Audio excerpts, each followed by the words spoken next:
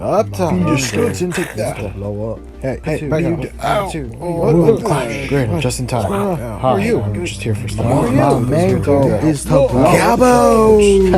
Hope you didn't miss me. No. No, it's falling apart. Like that, these days. No. I don't want to go down.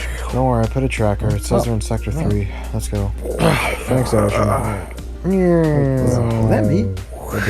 I'm the Guardian, what's wrong this time? We're here on a mission, we're looking for something. Wouldn't happen to be that. Lifeless, but feel free to study it, I guess. Hit it! Fire Master 27. Welcome back, Mini Masters, and I am building a Minecraft Lego set.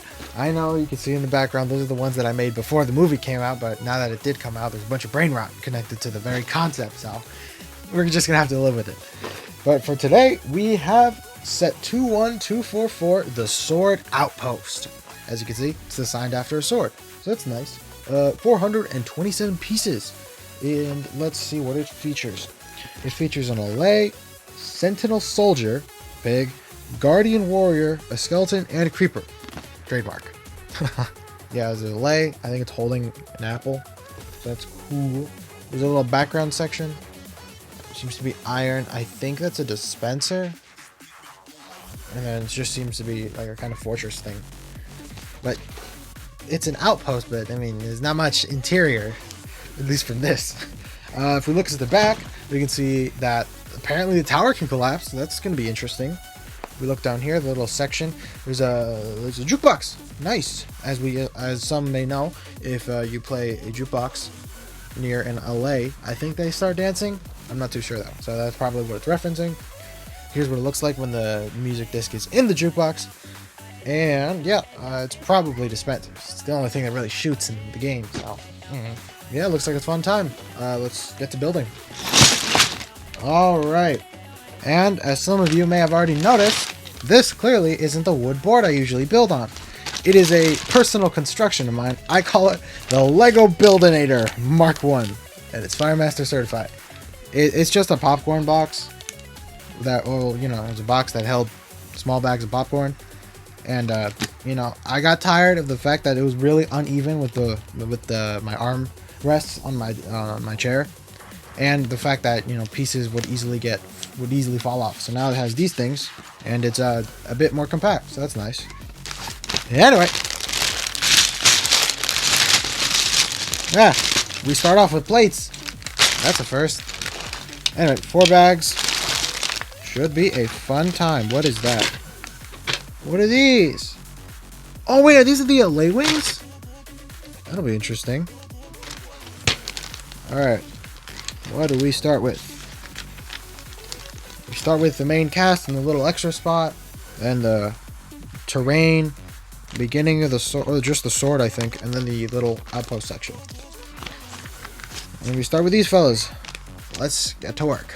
Adjacent to Sector 1, there is an island that is basically just a ping pong table, but I'm gonna consider it a kind of celestial island that occasionally can act as a sort of pocket dimension for the main cast, where they can, you know, train or just privately discuss things every now and again. However, on top of that, every now and again, if a creator titan wills it to be, a celestial event shall occur in which some of the Minecraft sets that are currently in stasis on shelves are brought forth to this island and are given conscience. What that basically means is that every now and again I'll bring out my Minecraft sets from the shelf and do a little bit of role playing with them, you know? However, as soon as the Titan no longer wills it to be, they return to where they once came without a single thought in their minds. Mere lifeless husks of what they once were. The main cast is still yet to fully understand this. They just know it happens every now and again and that they can't really do much to control it. It's a similar situation to the LEGO Dimensions characters. They're stuck to their little plates, and while occasionally they are able to be awakened by the presence of another actual alive minifigure, it's only temporary and they'll end up back on the plate and lifeless regardless. Eventually they'll learn how to understand it, but till then it's something unpredictable and, well, every second wasted is a second where those people in those sets lack as much awareness and freedom as everyone else. The Guardians are aware of this. They try to help whenever they can, but it's never a guarantee. Everything they do to try to prevent it, it's never going to be a permanent solution. Actual sets are unstable, so while they may be able to save the characters, the actual sets will eventually return to their original points. It's just the way it is. And we're back. Take a look at this. I'm honestly very proud of this little invention of mine. It worked pretty well. Here's the final look of it. Apparently we were able to add that little portion at the end, so that was nice. There was like little to no connections between the sword and like this little, the dirt and the gravel, or no, rock, whatever it's called. Yeah, here's what it looks like. There's a little bit of water flowing from this little part of the sword. Obviously, there's the dispensers, the little flowers. I put the creeper there, and the skelly, and then the pig's just chilling in the air, you know. It's a pretty weird outpost, all things considered, because, you know, this is purely decorational. It's not actual, it doesn't do anything. And the stuff is on the outside, so that's a bit weird. I mean, obviously, there's an outlook tower, but that's kind of it. And even then, look, you see that little lever down there? I don't know if you can, but look.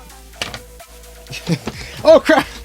Well, yeah, that happens. Not to that degree, but, you know, it'll tip over pretty easily. I don't know. I don't really know why that's a thing. I mean, maybe in the case that the creeper goes near. Oh, yeah, probably. Huh. That's something interesting to consider. But whatever. Obviously, the dispensers. Let me just... Well, that's disappointing. I thought it would launch way more. Oh, there we go. There's some distance to it. The alley has its own little stand. I feel like that's interesting to mention. So that's nice. Obviously, he's holding a little apple. And he has his own little plastic wings. They're in their own little, like, bag thing, too. They're very difficult to bend, and I don't even know if you can see them properly, but yeah. Yeah, it has a little bit of distance on it, but not much.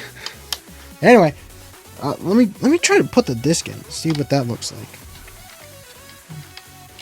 Oh, ain't that nice? It's a little snug, but at the same time quite loose. So let's leave it there, shall we? It has a furnace. I think those are supposed to be lanterns, but I'm not too sure. Overall, this was a very stylized set. It had way too many 1x1 plates that I had to place everywhere, bro.